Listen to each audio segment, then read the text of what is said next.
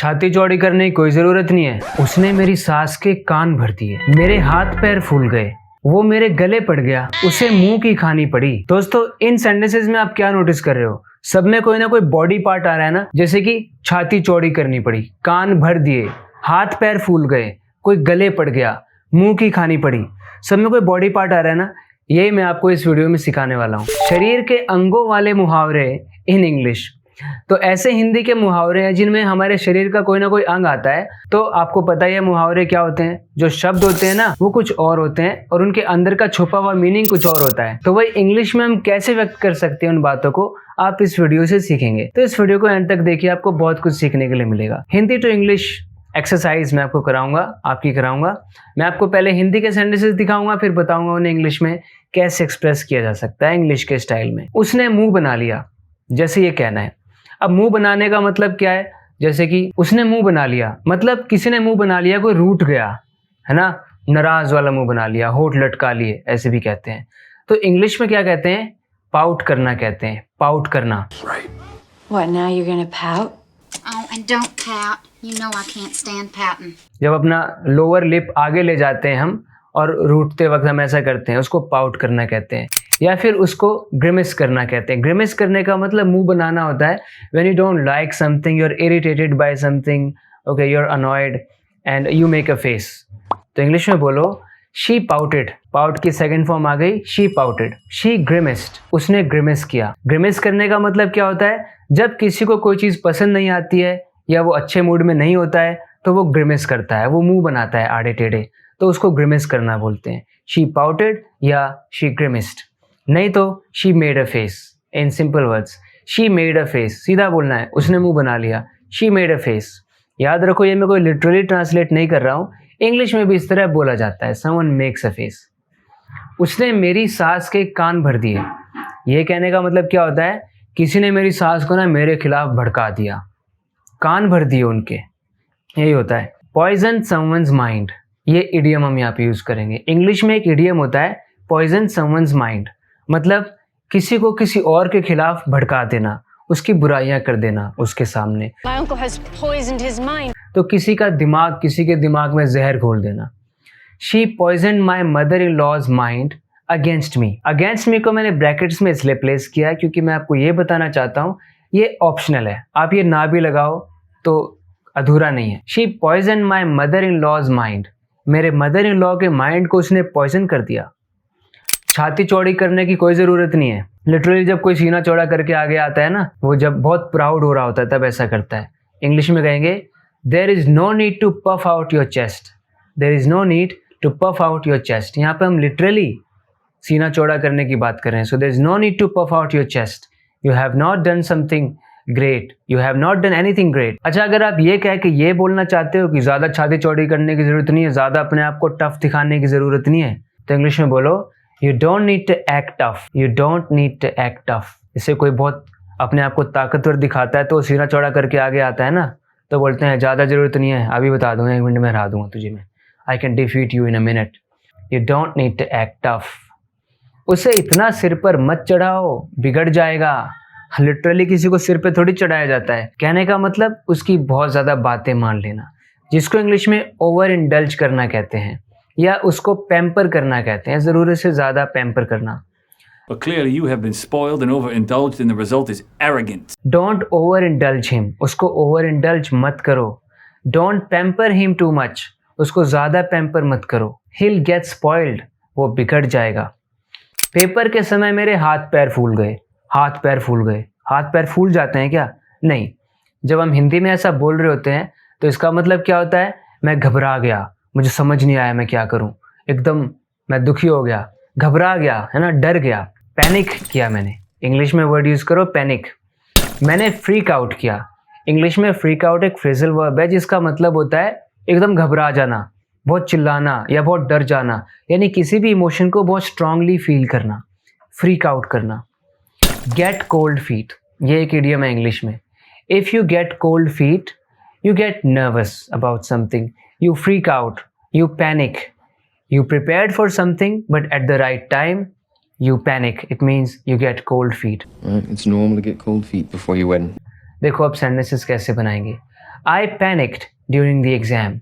I panicked during the exam. Exam के time पे मैंने पैनिक किया. I freaked out during the exam. I got cold feet during the exam. Exam के वक्त पे I got cold feet. So some people get cold feet when they have to speak on the stage. They get cold feet when they have to propose to their crush. वो आदमी मेरे गले पड़ गया. कहने का मतलब इसमें क्या होता है, वो मेरे पीछे पड़ गया, मुझे परेशान करने लग गया, बार बार कुछ सवाल करने लग गया, है ना. मेरा पीछा नहीं छोड़ रहा था, मेरे चेप हो गया, मेरे गले पड़ गया. जब ये इसका मीनिंग हम समझ रहे हैं ना, तो अ न्यूसेंस हम उस इंसान को कहेंगे. न्यूसेंस उस चीज़ को या उस इंसान को बोलते हैं जिसने हमारे सिर में दर्द कर दिया है, बिल्कुल बिल्कुल छोड़ ही नहीं रहा, परेशान किए जा रहा है, एकदम दिमाग ख़राब कर रहा है. तो वो चीज़ या वो इंसान न्यूसेंस कहलाता है. अ पेन इन द नेक भी आप उसे कह सकते हैं. That guy became a nuisance to me. वो उस आदमी ने दिमाग ख़राब कर दिया, मेरे गले पड़ गया. वो मतलब बार बार परेशान कर रहा था, अनॉय कर रहा था, सवाल कर रहा था, किसी भी तरीके से he was a pain in the neck. That guy became a pain in the neck. अच्छा, अगर आप इसको इस तरह से इंटरप्रेट कर रहे हैं, इस तरह से समझ रहे हैं कि वो आदमी मेरे गले पड़ गया, यानी मेरे पीछे पीछे आ रहा था, देख रहा था मैं क्या कर रहा हूँ, मैं कहाँ जा रहा हूँ, मेरे साथ ही चेप हो गया, तो आप इंग्लिश में बोल सकते हैं he latched on to me. He latched on to me. He latched on to me कि मेरे ही चेप हो गया. वो उसे अंत में मुंह की खानी पड़ी. ये कहने का मतलब क्या होता है कि कोई बहुत बन रहा था, बहुत ज़्यादा दिखा रहा था कि मैं ये हूँ, मैं वो हूँ, लेकिन आखिर में उसने कुछ ऐसा किया जिससे उसको एम्बेरसमेंट को फेस करना पड़ा. बहुत शर्म आई उसको, शर्मिंदा हो गया वो, या उसने माफ़ी मांगनी पड़ी. तो इंग्लिश में बोलते हैं, हिंदी में बोलते हैं मुंह की खानी पड़ी. इंग्लिश में ईट हम्बल पाए एक इडियम होता है. When a person eats humble pie he apologises to somebody for something bad और ऑकवर्ड और stupid that he has done. Eat humble pie. Fall flat on. जब कोई एकदम जो भी वो करने वाला था वो उसमें बिल्कुल हार जाता है, बिल्कुल गलत कर देता है, बिल्कुल सब रायता फैला देता है, मतलब सब बेकार कर दिया, फिर बाद में वो शर्मिंदा होता है. और पहले बन रहा था वो, ज़्यादा ही बन रहा था वो, और लास्ट में एम्बैरेसमेंट का शिकार हुआ, तो कहेंगे ही फेल फ्लैट. देखो, he had to eat humble pie in the end. आखिर में ना उसको सबसे माफ़ी मांगनी पड़ी. मतलब आखिर में कोई बन रहा था, फिर लास्ट में माफ़ी मांगी, मुंह की खानी पड़ी ना. So he had to eat humble pie in the end. He fell flat on his face. He fell flat on his face कि आखिर में बहुत शर्मिंदा हुआ वो. सिंपल वर्ड्स में she had to face defeat in the end और he had to face defeat in the end. मेरे पैरों तले ज़मीन खिसक गई. जब ये बोलते तो क्या मतलब होता है, तो इंग्लिश बनाने से पहले अपने आप से पूछा करो कि इसका मीनिंग क्या निकल रहा है. शब्दों पे मत जाओ क्या लिखे हैं, शब्दों के अंदर छुपे मीनिंग पर जाओ. पैरों तले ज़मीन खिसक गई मतलब मैं बहुत बहुत ज़्यादा मैं चौंक गया, आश्चर्यचकित रह गया, मुंह खुला का खुला रह गया, है ना. I was completely shocked. I was taken aback. Taken aback. When you are taken aback you are shocked, you are surprised, astonished. I was taken aback. जैसे मान लो कि मुझे किसी ने धक्का दिया हो, मैं पीछे गिर गया जाके. मैं पीछे नहीं गिरा, कहने का मतलब है मैं एकदम चौंक गया, एकदम धक्का लगा मुझे. I was stunned.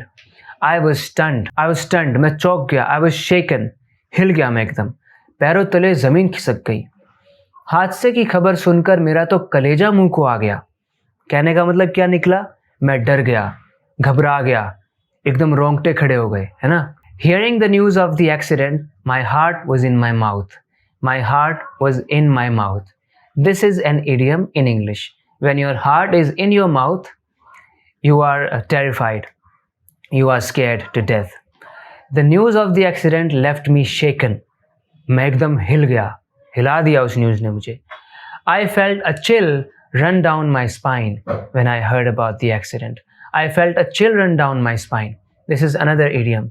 When a chill runs down your spine, it means you're scared to death. You are extremely scared. उसके कान पर तो जूं तक नहीं रहेंगी.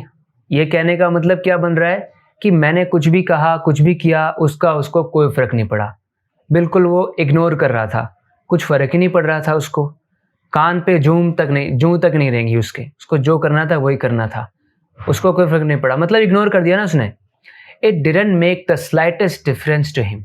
मतलब जो भी मैंने कहा उसका थोड़ा सा भी फर्क नहीं पड़ा उसके ऊपर, ये हम कह रहे हैं। और सिंपल वर्ड्स में और शॉर्ट में आप इतना भी कह सकते हैं, he didn't care at all, ज़रा भी केयर नहीं करी उसने। ही रिमेन्ड कंप्लीटली इनडिफरेंट। अगर कोई इंसान इनडिफरेंट है मतलब उसके आसपास क्या हो रहा है, कोई क्या बोल रहा है, उसको कोई मतलब नहीं है उससे, उसको कोई फर्क नहीं पड़ रहा, उसको इनडिफरेंट होना कहते हैं। तो वो इनडिफरेंट की स्टेट में ही रहा। He remained completely indifferent. He paid no heed to that. ये दैट का मतलब है जो भी उसको कहा गया था, जो भी किया गया था, उस पर उसने ध्यान नहीं दिया, उसके कान पर जून तक नहीं रहेंगी। He paid no heed to that. उसने सबकी आंखों में धूल झोंक कर पैसा चुरा लिया, मतलब सबको धोखा दे दिया, है ना, सबके सामने से चोरी कर लिया और किसी को पता भी नहीं चला। She pulled the wool over everyone's eyes and stole the money. ये मैंने बहुत अभी कुछ दिन पहले एक वीडियो बनाई थी, उसमें बताया था, when somebody pulls the wool over your eyes he tricks you, he deceives you in one way और another. So she pulled the wool over everyone's eyes and stole the money. या फिर आप कह सकते हैं she stole the money right under everyone's nose. When somebody does something right under your nose he does that right in front of you, yet you don't notice that, you don't see that, you can't see that. He does that right under your nose. इस मुश्किल घड़ी में हमें कंधे से कंधा मिलाकर काम करना होगा, मतलब साथ में खड़े होकर, एकजुट होकर करना होगा। तो इंग्लिश में कहो, we need to stick together and weather the storm. ये एक idiom है इंग्लिश में। When you weather the storm, you face the music, or you face some tough time, something really bad is happening. Something very unpleasant is going on and you face that. You deal with it. You weather the storm. We need to stick together. Stick together मतलब साथ में खड़े हो जाना चाहिए. We should become united. We must stand united and work together in this tough time. जब उसने झूठ बोला ना, मेरा दिमाग घूम गया। ये कहने का मतलब क्या हुआ, दिमाग घूम गया ऐसे, मतलब गुस्सा हो गया मैं बहुत ज़्यादा, भड़क गया मैं। I lost my temper when he lied. I lost my temper when he lied. When you lose your temper, you become extremely angry suddenly, all of a sudden. So I lost my temper when he lied. I flew off the handle when he lied. I flew off the handle. वो मतलब है idiom है English में, अगर कोई fly off the handle करता है ना, मतलब वो बहुत ज़्यादा गुस्सा हो जाता है एकदम से। I went ballistic when he lied. मैं तो बौखला गया एकदम, जैसे कि गुस्सा आ गया मुझे बहुत तेज। I went ballistic when he lied. उसे नौकरी से निकालने के लिए ना मुझे दिल पे पत्थर रखना पड़ा।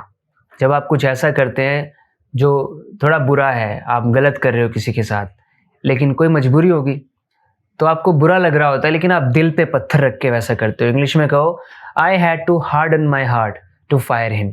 उसको फायर करने के लिए मुझे अपने आप को मजबूत बनाना पड़ा, दिल पे पत्थर रखना पड़ा। I had to harden my heart. I had to grow a thick skin to dismiss him.